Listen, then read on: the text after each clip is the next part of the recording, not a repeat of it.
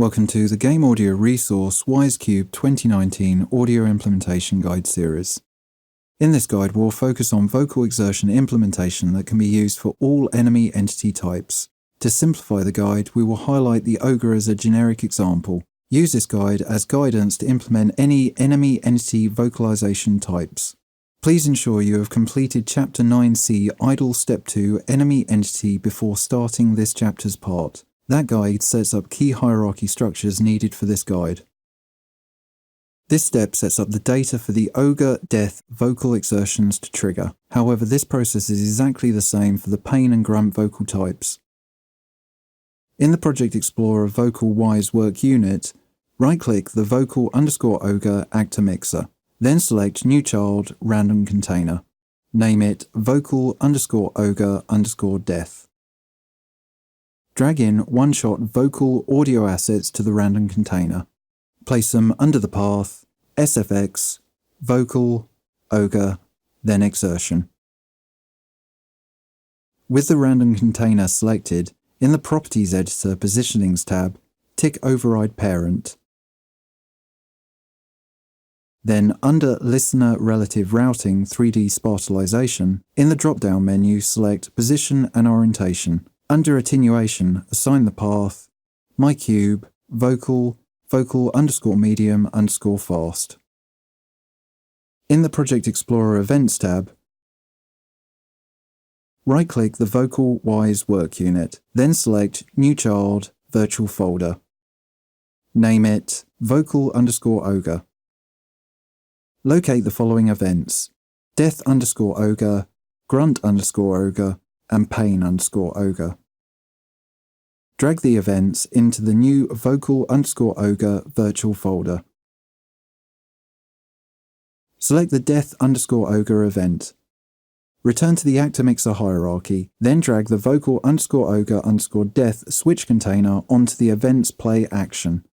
Repeat this guide's step 1 process to implement grunts and pain hierarchy for the ogre, using the death hierarchy we have just set up. Save your Wise project updates, then generate the sound banks.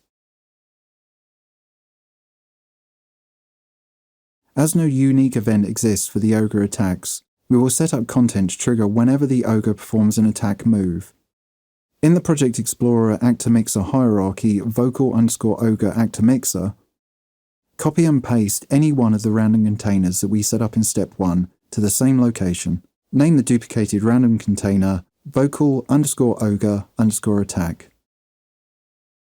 Delete the audio assets from the duplicated hierarchy. Drag in one-shot vocal audio assets into the new random container. Place them under the path SFX, vocal, ogre, exertion.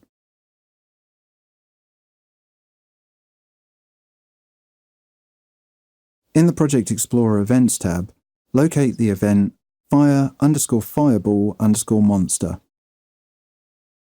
Select the event. Then in the Event Editor list, right-click, then select New Action, then Play.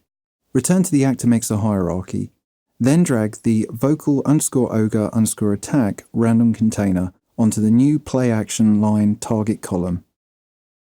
To set a bit of randomization to the vocalization triggering, select the Play Action line with the vocalization, then change the probability value to 80.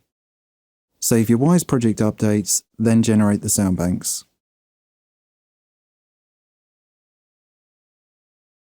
As usual, we will now test our updates.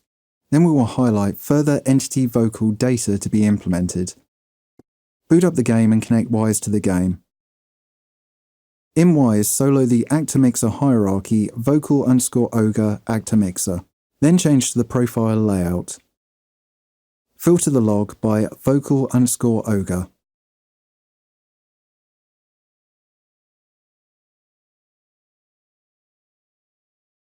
Load a single player map, then wait for an ogre to spawn. Try to trigger all vocal content you have set up in this guide.